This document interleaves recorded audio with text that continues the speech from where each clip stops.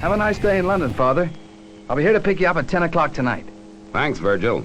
I haven't seen London for years.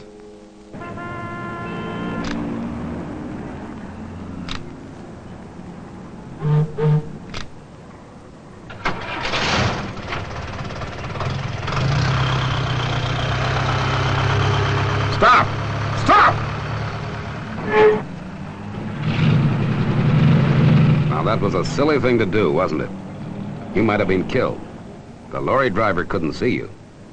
Promise me you won't play near parked cars again. In fact, don't play on the roads at all.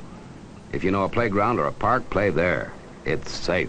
We will, Mr. Tracy. Well, off you go then, and don't forget your curb drill when you cross the road in future.